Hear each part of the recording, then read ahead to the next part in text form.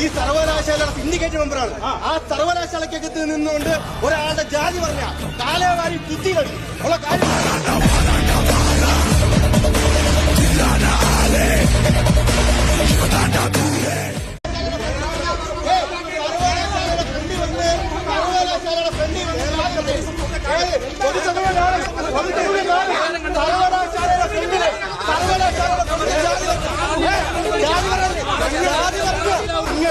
ഈ സർവകലാശാലയുടെ സിൻഡിക്കേറ്റ് മെമ്പറാണ്. ആ സർവകലാശാലക്കകത്ത് നിന്നുകൊണ്ട് ഒരാളുടെ ജാതി പറഞ്ഞ കാലവാരി കുത്തി കളി ഉള്ള കാര്യം